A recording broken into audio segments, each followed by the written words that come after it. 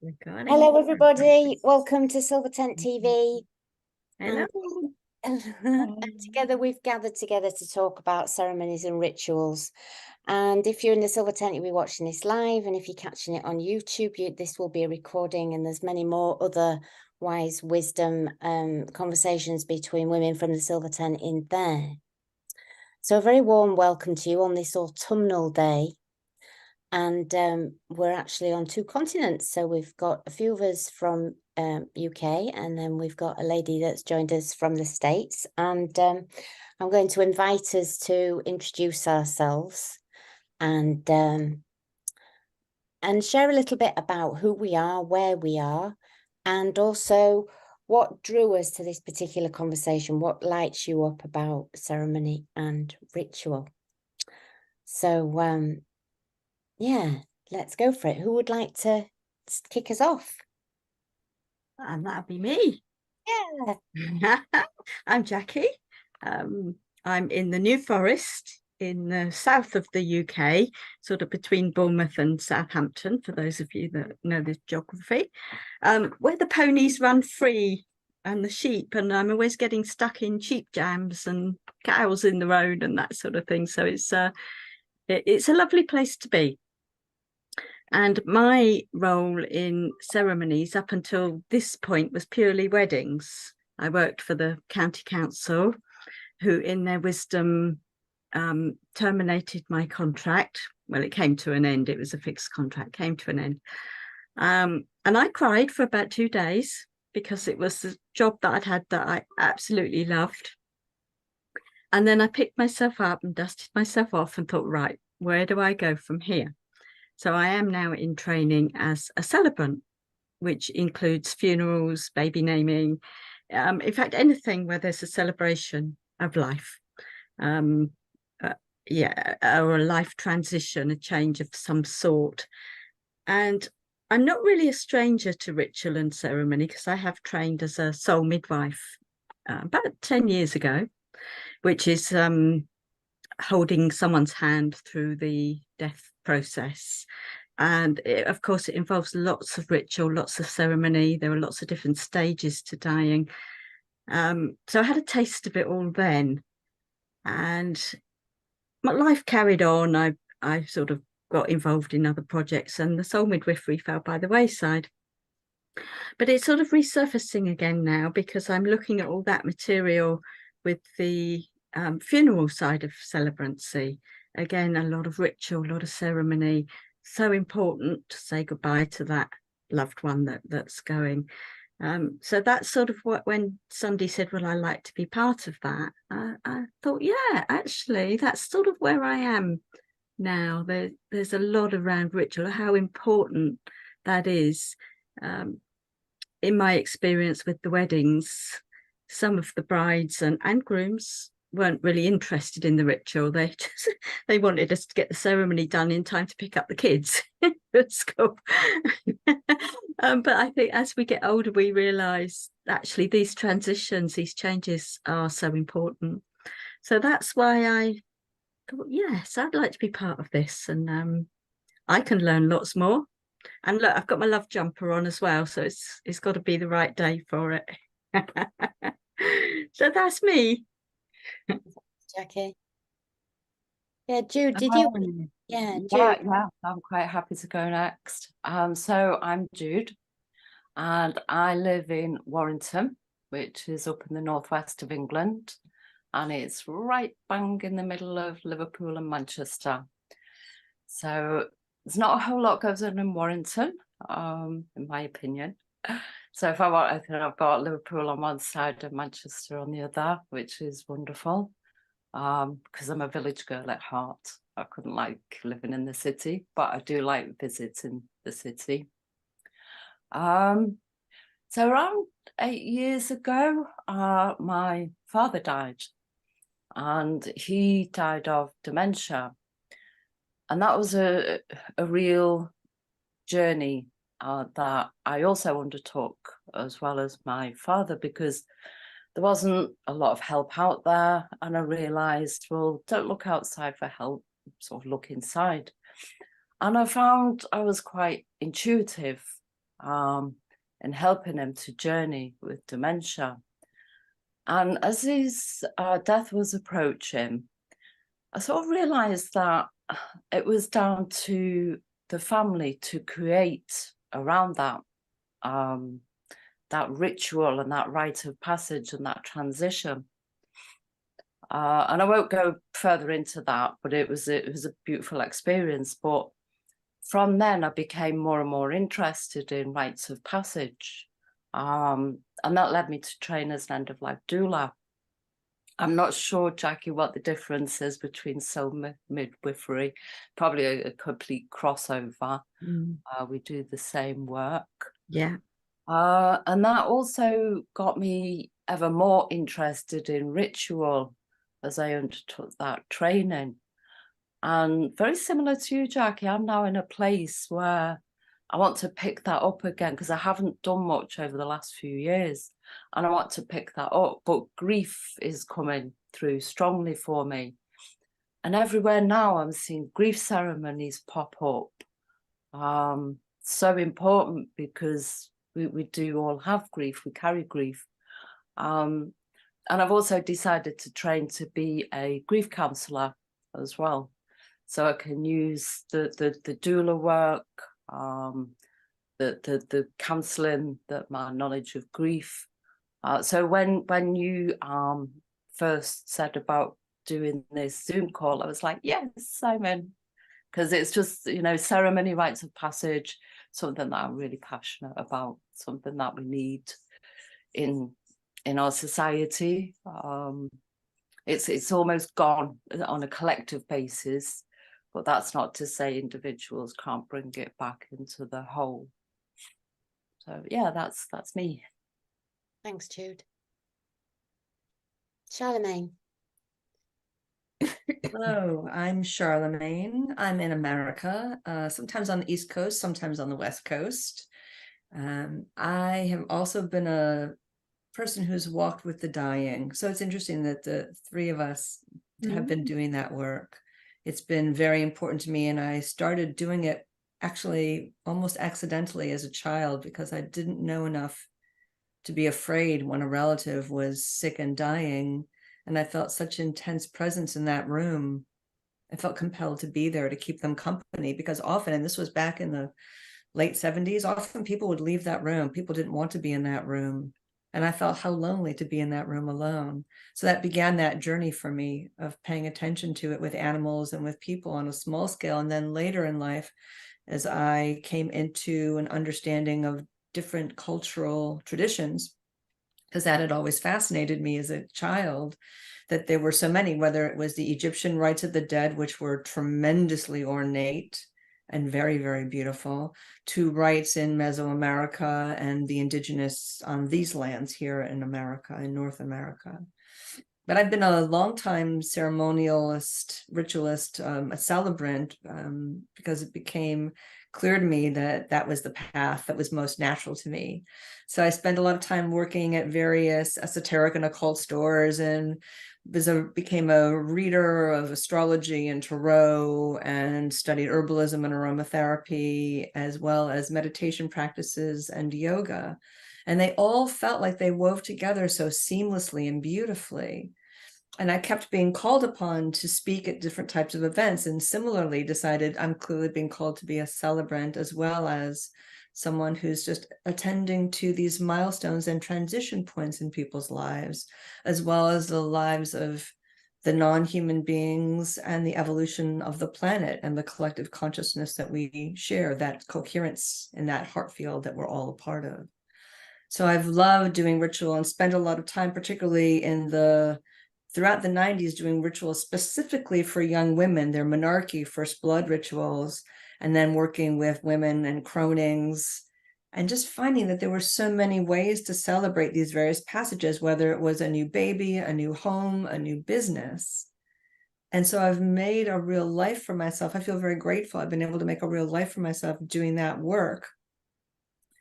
And I love this discussion, because I think there are so many ways to engage.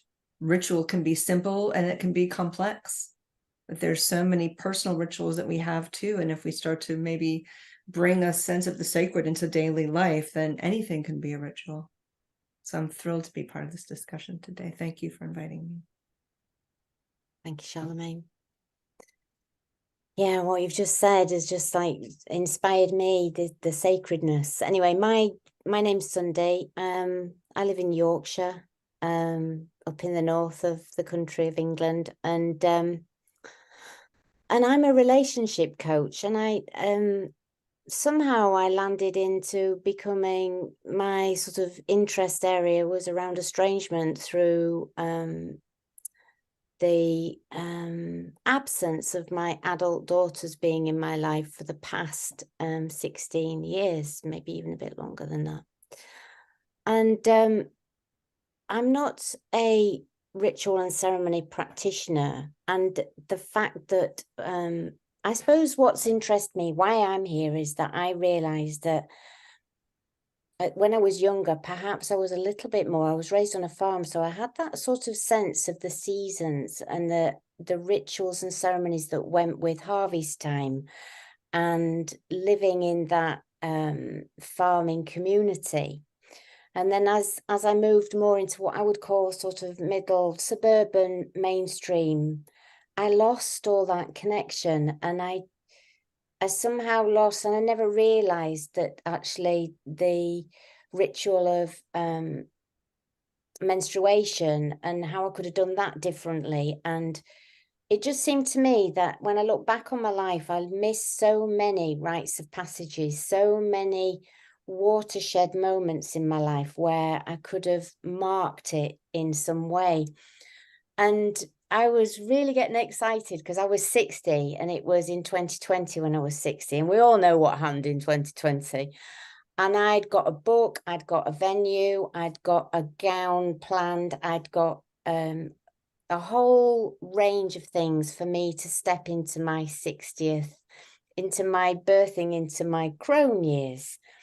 And it didn't happen. And it was still fun planning it. You know,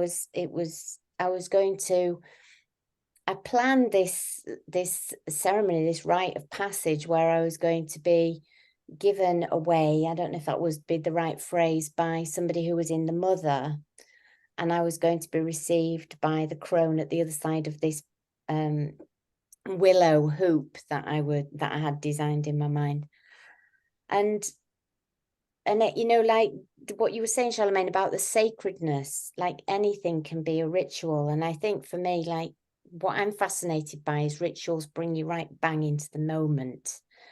And I often don't live in the moment, and yet bringing somehow attention to making food. There's, like you're saying, there's so many rituals and ceremonies that we can participate in.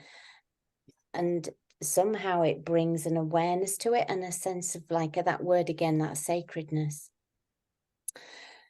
So I've wrote a few questions down, and the second one that I had was, well, maybe we expand on that. Do we even know, are aware of what are rituals in our day-to-day life? You know, like, do we have any practices? I'm talking about us here. Like, do we have any, do you have a ritual? Do you have a ceremony every day?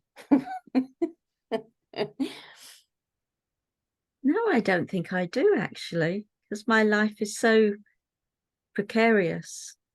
I have weekly ritual. I go to a gong bath every week, and sometimes more than once a week. And that is like my spiritual downtime, if you like. That's for me, that's my healing. On a day-to-day basis, I suppose I have a cup of tea in bed every morning. That's my ritual. And then the day just takes over because of where I'm living and my circumstances. I do try and get a walk regularly in the forest. And again, that's quite ritualistic because it's the same route for 10 minutes regularly. But other than that, no, that's made me think about actually what could I do that I can fit in.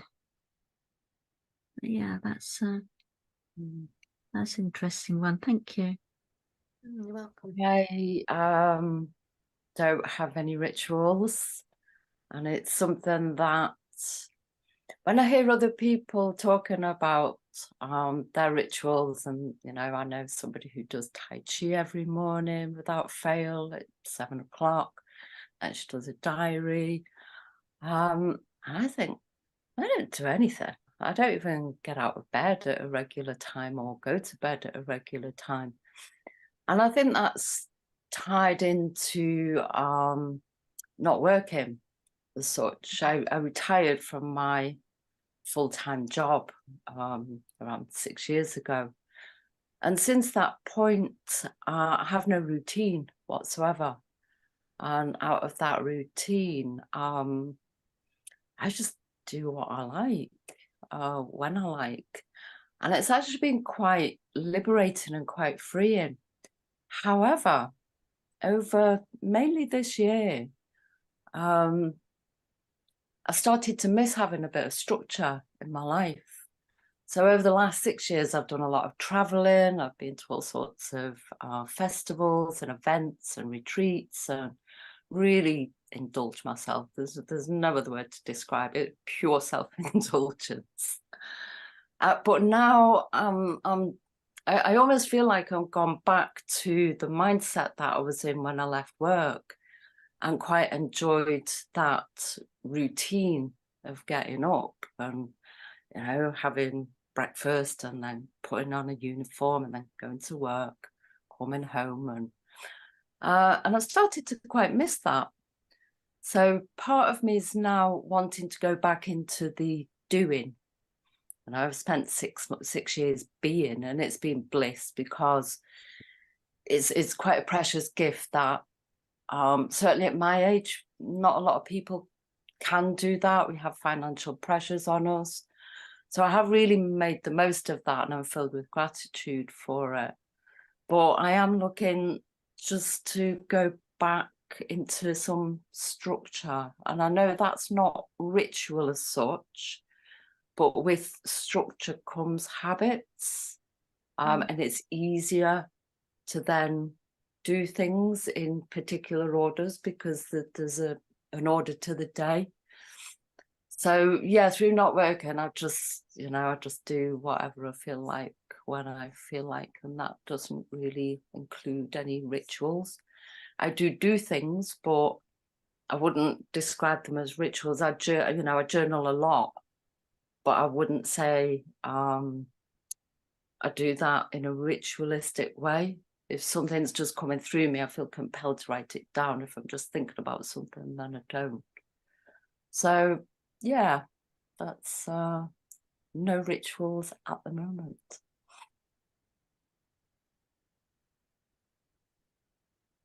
I would say my life is been going through a cycle of reevaluating the various rituals that have been a deep part of my life, because as life is changing, being really transparent, having finally come through what I feel like is the end of menopause, some of the things feel too much energy input, and time is very different. And I'm really feeling that right now in my life, just given a lot of the things that I've been called to do, whether it's classes that I'm teaching. I do ritual online. I lead moon circles and other types of things online, and have been doing that since, the pandemic brought that. Since I used to do them in person, and then I was asked to do a lot of things online by both my community and then by a mystery school who said, we'd love to hire you. Would you do it? And I really wasn't sure you could, but you can, I've discovered.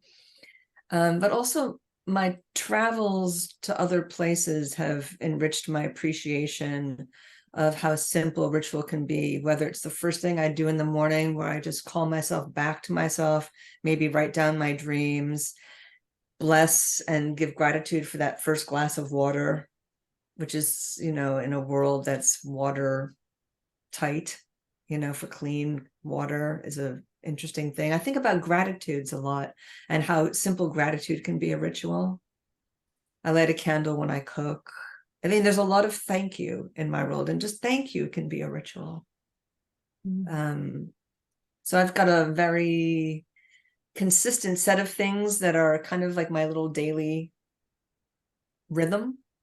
And then there's other things that as I'm looking at life right now from where I'm sitting that I think are going to evolve. And so I think that's an important thing about ritual too. I think a lot of us come from different religious backgrounds, and that there might be ritual that we were steeped in. It may not have been called ritual or even ceremony, but it ultimately is.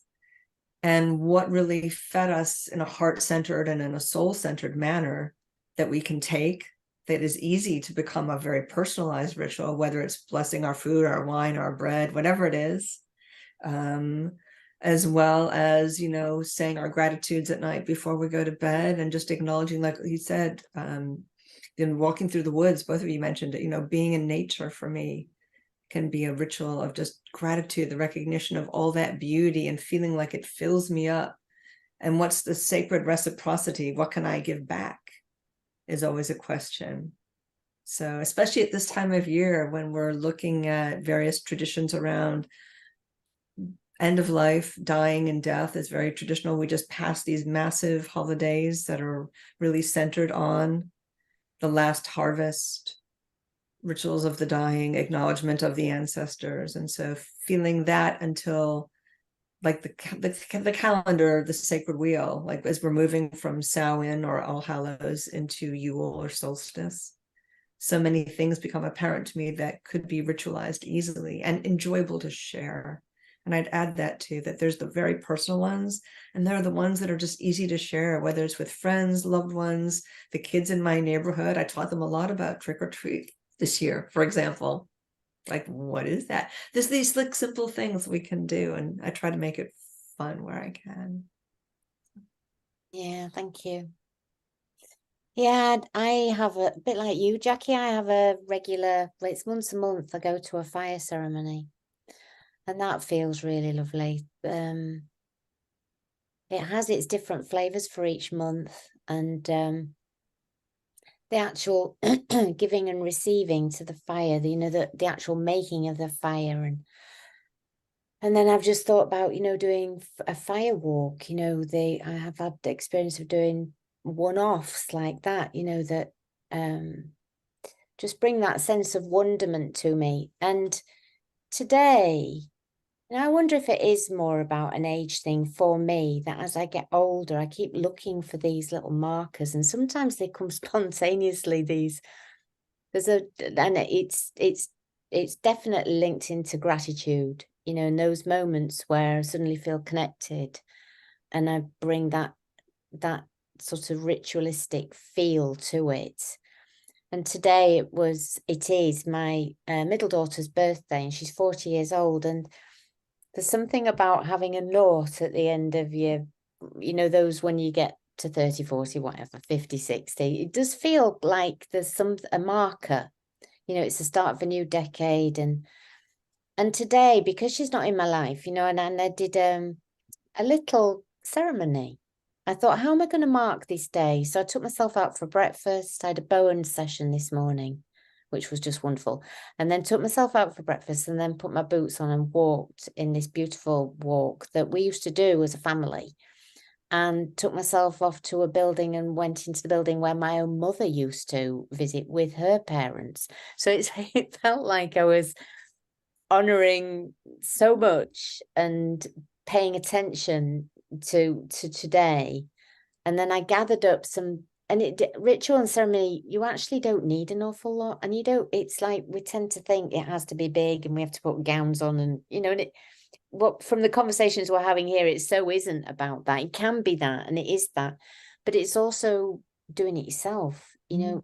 So I picked up 2 or 3 things that I made meaning of, and then this river that I live by, that I was also further upstream, I put these offerings with words and feelings into the water, you know. And there's something about ritual that and ceremonies that's, for me, is very much about a letting go, but also at the same time it's an inviting in. So it covers, it sort of straddles, it is just that watershed moment. And I was thinking on a daily basis, you know, most days I'll put some oil on my body in the morning. And some mornings it's like I'll just slap it on. And then other mornings I'm actually in a ritual with I'm communing with my body. And I'll put it on with attention, you know, and you can put hand cream on in that sort of way. I think for me, what I'm hearing myself say, and I haven't rehearsed any of this, it's coming out in the moment. What I'm seeing for me is rituals very much about bringing me into presence. And I'm sure it's other things as well. And that's the focus for me at the moment, that those moments where I'm doing something. And it's interesting because I've heard, you know, we've said it brings routine and structure. And there's something very grounding and comforting in that. You know, it's like, I know people have prayer beads and things, you know, and there's something comforting about anchoring for a moment into something that's ritualistic. And we talked about rhythm, and then we gratitude. But I also wonder what's the difference between a ritual and a habit, you know, and I think for me it's about presence. I don't know if anybody's got a different take on that. Yeah, I would agree. And something else that's just struck me then as you were talking about going to the place you visited with your mum and your grandparents, there's an ancestral link as well, isn't there, to ritual? It's bringing in that wisdom and the energy of that ancestral line and honoring that part of the ritual. And I guess sometimes you get into a tradition through things that have always been done in that way. And you also were talking about fire and bonfire, and I saw something the other day that I just wanted to share, because I watched a documentary about Guy Fawkes and bonfire night. I don't know if you have anything to do with that over there in the US, Charlemagne. And they right at the very end of it, they were saying that we could so easily have he could have been successful and blown up Parliament, and we would be a Catholic nation, and who knows how we would be, you know, with all that. But because we didn't, the country celebrated every year with a bonfire, and it became a ritual or a ceremony that every district would have a bonfire, and that's how it came to known as bonfire night. And I thought that's kind of interesting. So that was originally a ritual, and now it's a big event with fireworks and the whole shebang going on. But I found that kind of interesting, sort of fed into the ritual side of why we celebrate bonfire night. So and it's changed, that ritual ceremony, whatever you want to call it, has changed in my lifetime. I'm sure yeah, absolutely. People used to make a guy, and we used to wheel it out in penny for the guy and stuff. Yeah, have used things to in the throw back garden. Used to throw it on the fire, which is Yeah. so like quite Yeah. Yeah, which around the 16th, 17th, 18th centuries, they did burn the guy for that reason, because he wasn't successful in blowing up Parliament, and they were all very pleased about that. So it's kind of interesting, isn't it? is. Another question? Yeah. Yeah, maybe we talk a little bit about transition and what that actually means, and how ceremony and ritual can assist. And maybe, have we lost? Because I often think, I work in the world of grief as well. I do grief foundation courses in grief, and when we look at past losses, for every gain that there is in life, there's a loss, and some people wouldn't think that getting married, there wouldn't be so much focus on what you're losing when you get married. The focus is obviously on what you're gaining. But actually, when I look back, there was a lot of loss. And so those transitions, maybe we could imagine some up here, what perhaps do we want to bring forth in these transition periods? What, if we've got any ideas, what is it about transitions, and because most people find them difficult. Change is difficult. and just wondering how ritual ceremony and transitions can help. I went to a gathering of women, not last year, the year before, and there was lots of workshops, and one of them was a menarche ceremony, which I'd never actually heard of. And each time there was a workshop, Andrea came round and tinkled a little bell, and she said, "Are you coming to this one?" I said, "What is it?" And she said, "It's a menarche ceremony." And I said, "I don't know what that is." So she explained to me, and I said, "Well, I'm a bit old for that." And she said, no, she said, never too old, never too old. I went, okay. And curiosity took me into the ceremony. And oh my goodness, it's never too late to go through the rites of passage for transition. It really doesn't matter how old we are. Better late than never sort of springs to mind. And for anybody who's watching who doesn't know what that ceremony is, it's a transition, it's a rite of passage that takes us as female of the species from childhood into womanhood. And it's celebrated with our first bleed, or just after our first bleed. And all this was quite new to me. And I'm thinking, how did I get to the age of, 59 years old and not actually know about this? And, huge discussions ensued after, but for the actual ceremony, there was around 50 of us. So it's quite a short ceremony. It wasn't a tailor-made ceremony for each and every one of us. It was so emotional. And that the age range was from 20 up to 70. And we were asked, as part of the ceremony, what we have brought with us to give up in order to become, from our childhood, in order to become a woman.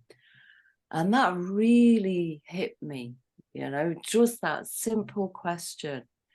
It was, oh my goodness, this is, because I've always wondered what the mysteries around rites of passage and initiation were. I've always been curious about that, but never come close to actually finding out.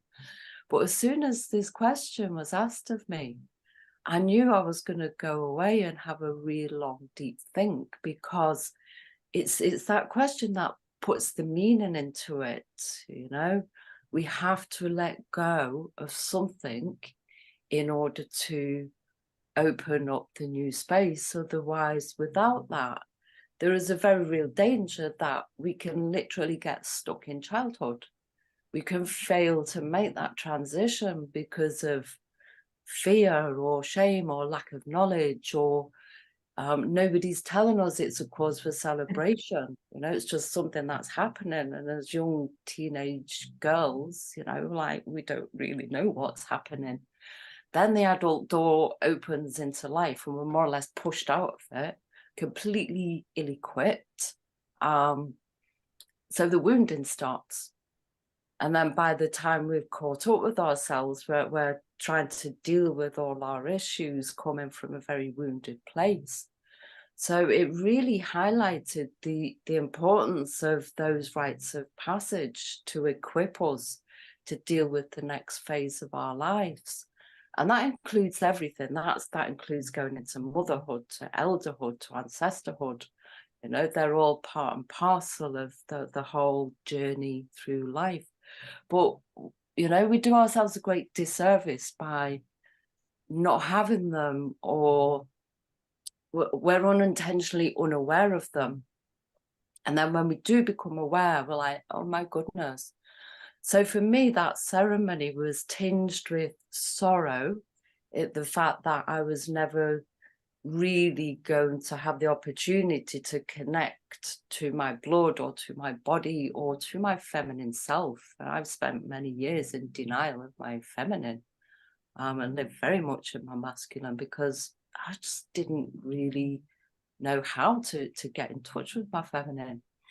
But it was also filled with great joy because the joy on the younger women's faces who were going through this ceremony. And it was like, oh, you lucky women, you know, you've got the power now within you to celebrate your essence, your body, the miracle of your body, you know, the life itself. So while I was quite sorrowful for the fact that I never could, I very also quickly realized this is great knowledge, because I've got two great nieces who I can now pass something worthwhile on. So that's what it's never too late, because once we have the knowledge, we can use that, we can pass it on.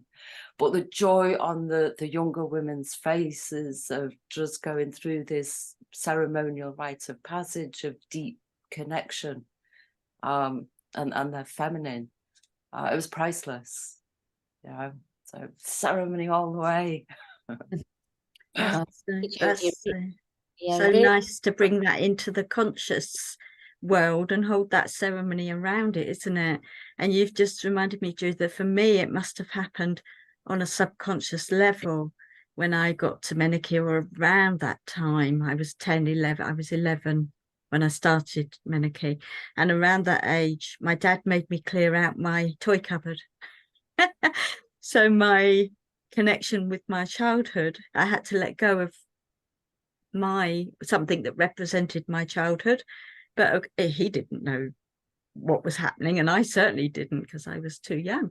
But thinking about it now, I let go of all those things that represented my childhood as I was about to move into womanhood. So that's really interesting. Thank you.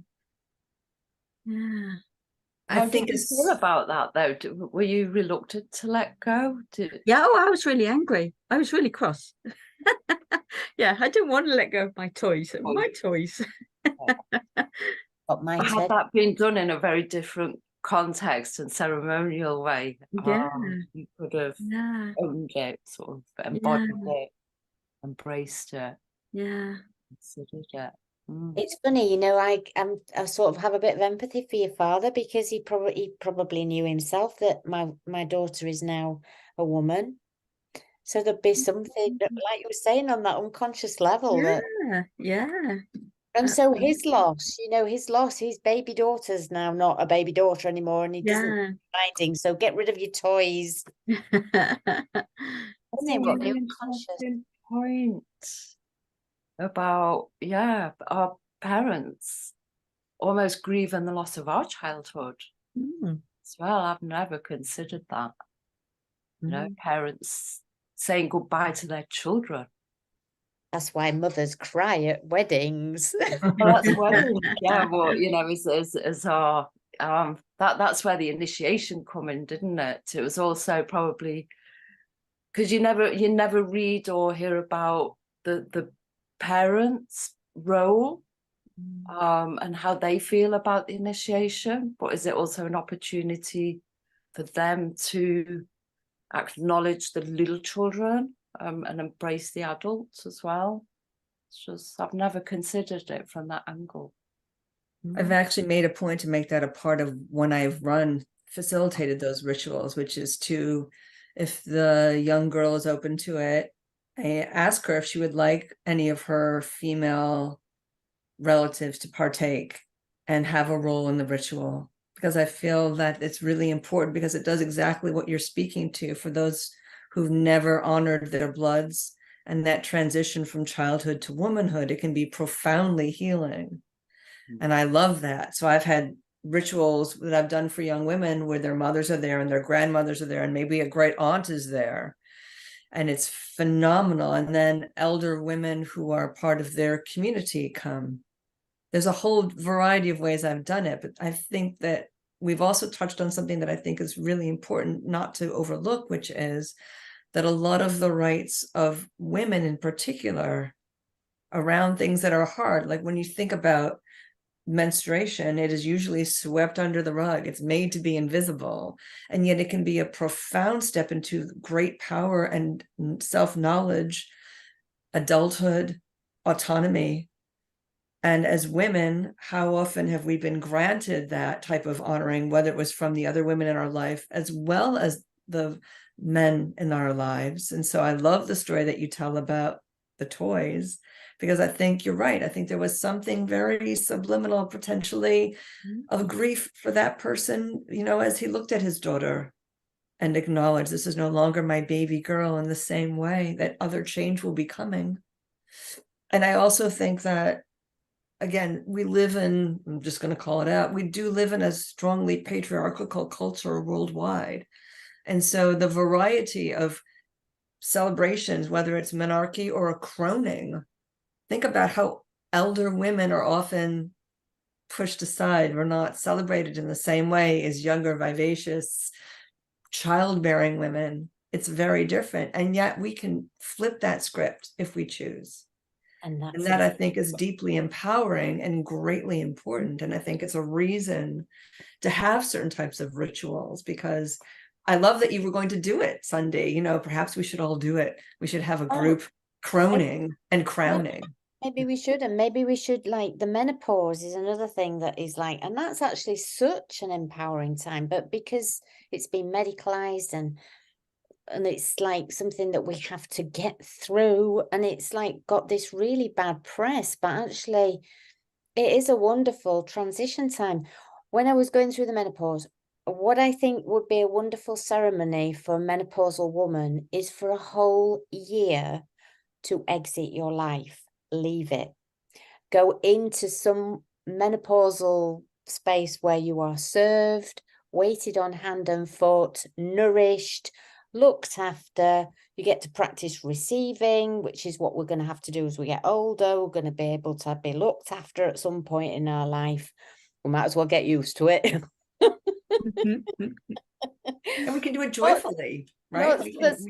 Lots of us are sort of like really quite so independent, so capable, so masculine that we struggle to receive. So there's something around the menopause time where we could, and I would have loved that.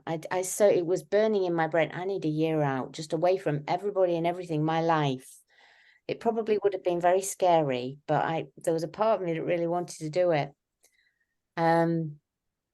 What came to me was what you were saying, like Charlemagne, and what you were saying, Jude, as well, like the elderhood. Like the silver tent is all about us becoming those elders that we long for, those women. And these conversations are really helping us to do that, you know, so that we can claim our heritage, you know, this wisdom years, instead of disappearing like so many of our previous generations of elders have, due to the patriarchal system, due to us not having a voice. So I think it's really important that we have these conversations around these types of things. And I also want to bring in here, you know, like, especially in the UK here, we've lost touch with our cultural heritage, you know, our own plants, our own rhythms. Everybody seems to be, it's rush, rush, rush. And I think that's part of the problem. We don't have so many of those stop moments, those ceremonial stop moments, reclaiming our own land medicine again in the UK. And that's Sharon Blackie, If Women Rose Rooted, you know, sort of like a nice little Bible to get us reconnected back to our geography and our particular areas where that we can use those materials for our ceremonies and our ritual practice. I really like that you're bringing that up. And I would say it's a really interesting thing in America, because we're all mutts. We're all either mutts, you know, or we're a combination of different ancestry, or we are apart from our ancestral lands unless you are indigenous. And so there's a continual longing, I think, among people here for some type of tradition, what you're speaking to. And yet none of us here, again, unless you're indigenous born, can claim the land. And so there's an interesting thing going on here that I've been witnessing for the last 20 years or so, of people starting to really look at where do they come from. And there's been a rise in things like 23andMe and Ancestry.com, where you can actually find out, because so many people don't know, partially because many people fled their countries of origin due to persecution or any number of poor opportunity, whatever it was. And so many traditions were lost to time and to those who passed away who may have held those traditions very strongly. And so unless we knew those people, or they wrote them down or shared them with their descendants, they're gone. So I really, really appreciate what you're saying there, because I feel like the more people actually looked to their own ancestry and came to understand the beauty and the power of those traditions and what they could mean, and brought them into their homes and into their hearts, it might resonate more than the grabbing and the cultural appropriation, which is very problematic, which I also witness, of people not honoring the traditions and the rituals of other people and just taking them and using them as they want to, without any without sacred reciprocity. For myself, having studied with different teachers in different parts of the world, honoring that at the very least is saying where this came from, where this teaching came from, where I learned it, how I was gifted with it, and if I'm allowed or not allowed to share it. And there's some things I'm not allowed to share, but I feel very, very satisfied with the fact that I was granted permission to even partake from someone whose tradition runs hundreds of thousands, if not thousands of years old. So there's that too. Yeah, what you were just saying about connection to ancestors. I remember the first time somebody asked me to introduce myself and then state my mother's name and my grandmother's name. And very often I'll run it over in my head, and the power. But when you say, hi, my name is Jude, there's not much weight and there's not much power in that. There is, but when you say, my name is Jude, I am the daughter of Joe, you can start to feel in your body the grounding and the gravitas that automatically comes. I am the granddaughter of Joan, the great granddaughter of, I don't know my great grandmother's name. But as you say it, you can feel the power and the sovereignty and the strength of your individual self. And it also really starts to root you into the land of where you're from. And that forms connection and a real sense of belonging, of your place on this earth. And without that, we don't really know our place. We don't have that deep-rooted connection either to the earth or to self. And the stronger that we're connected to self, the more in our power that we become, and with that power, the more good that we can put out into the world. So yeah, thanks for touching on that, because that just reminded me of that. My name is Jude and I am the daughter of. And I teach that to my nieces and my nephews, and they giggle and they laugh. But things like that, don't forget, they're not forgotten. They do go in. Yeah, thank you. We've got a few minutes left, and I just wondered if what is the next ceremony or ritual that you are participating in or want to participate in? This has come totally left field. Or what is it that you feel moved to do around ritual and ceremony? I'm hearing, Jude, that you're already passing it on to next generations, this sort of awareness around all of this. It's how can we spread the word? How could we be advocates for this, you know? And also, what is it we ourselves want to develop for ourselves in our families and also our own lives?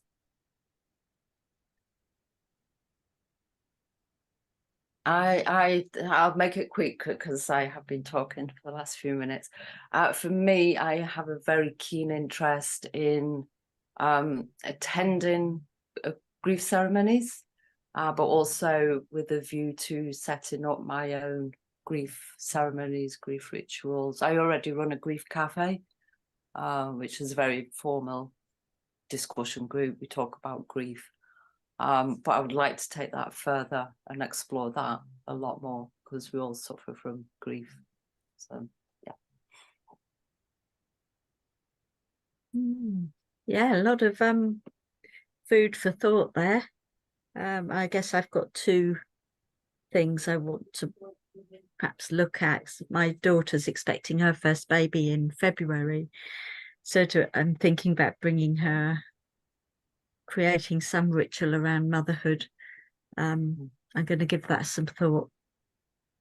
Yeah, bringing her into Grandmotherhood, is it your first grandchild? No, it's my third. Okay.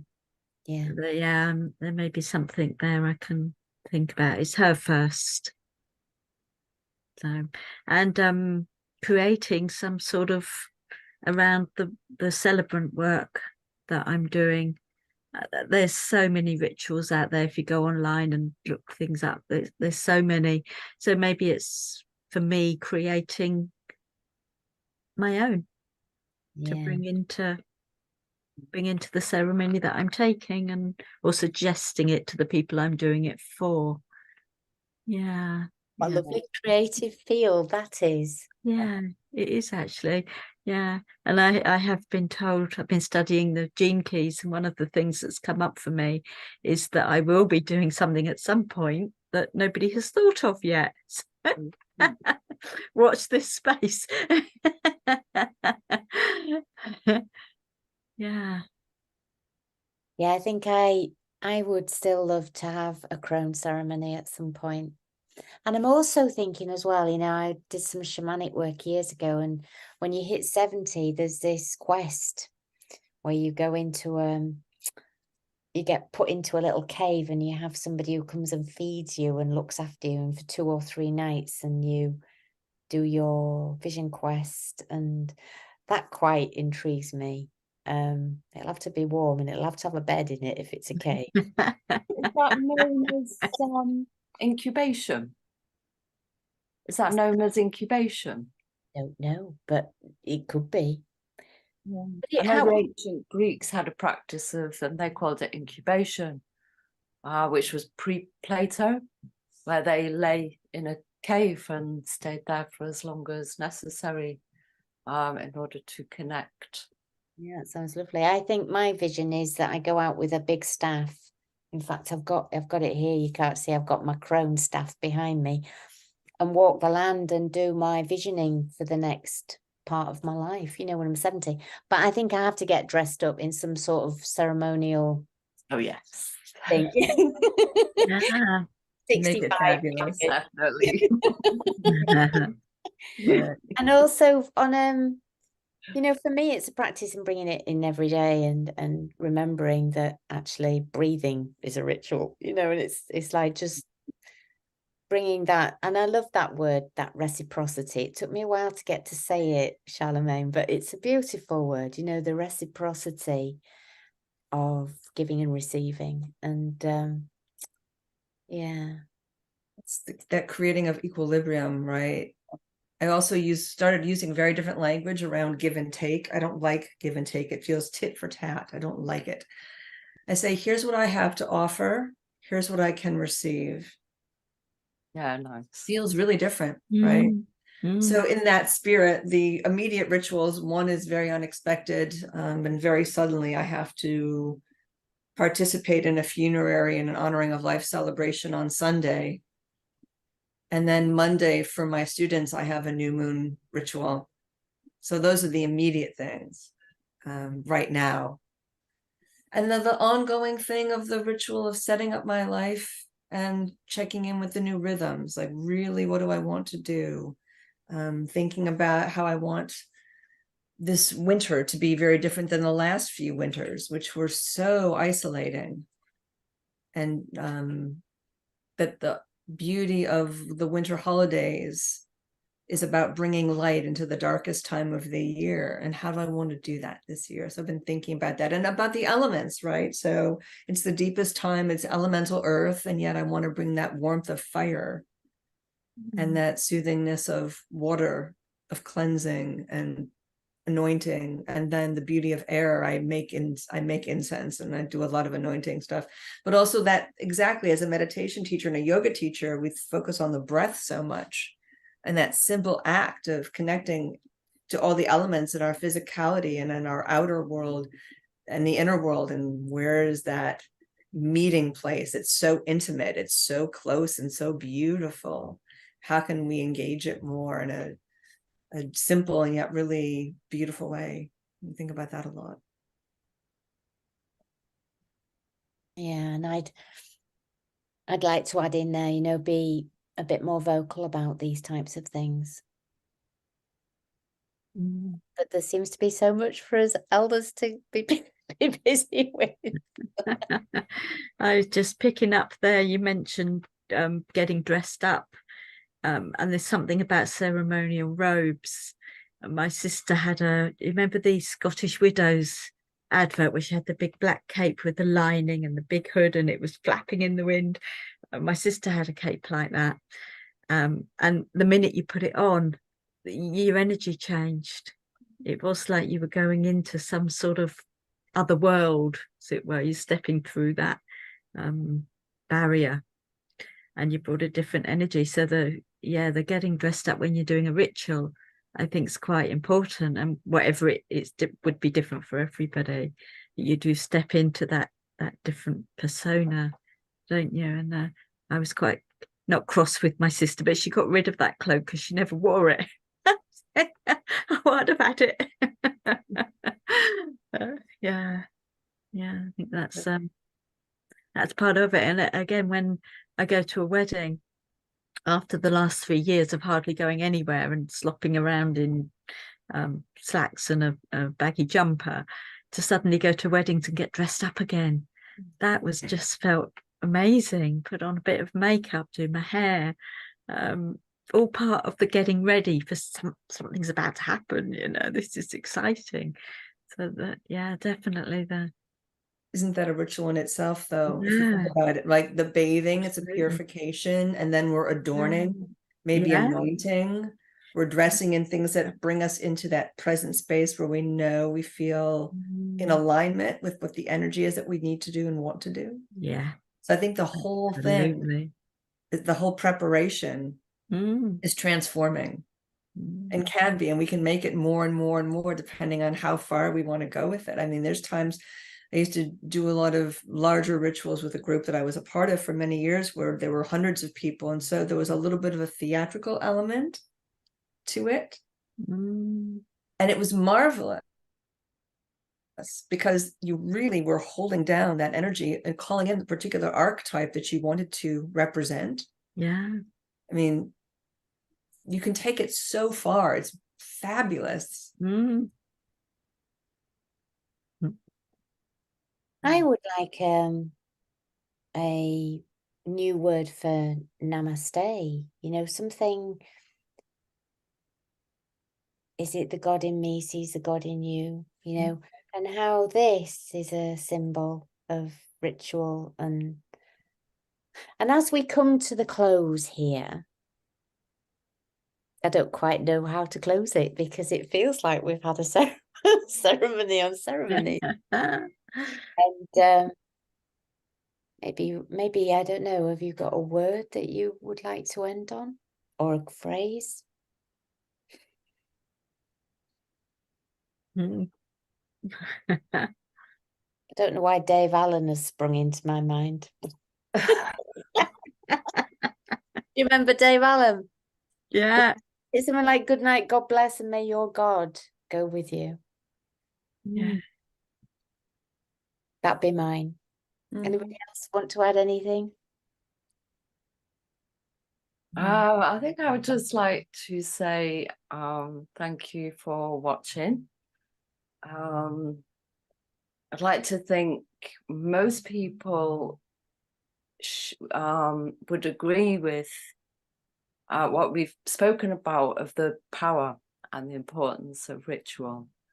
And it's up to us individually and collectively to put it back into our lives if that's what we want.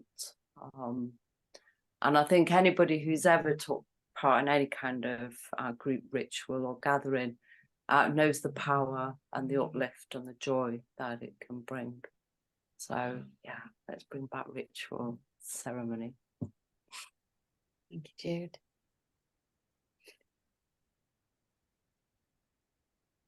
Are we complete? I guess there's one thing I feel is important to drop in, Go on then. and it's a little thing from The Wizard of Oz, which is at the very end of the journey that Dorothy makes, which is a heroine's journey, if you look at it, right? Glinda says to her, "You have the power in you all the time." And I really feel like that's an important thing to leave with. We have the power in us all the time to commune with the sacred within and without. And how beautiful is that? You just claim it. Just do it. Agreed. Any last words, Jackie? No, the only thing that's coming to me is a phrase I've got on my website, which is to have joy in one's life, one must share it. Beautiful. That's, yeah. Well, thank you ever so much, everybody who's watched Silver Tent TV on rituals and ceremonies. And if you haven't managed to watch this fully, you can catch it on YouTube if you are watching it live in Silver Tent. And thank you for watching, and bye for now. Bye-bye. Thank you. Bye. Bye.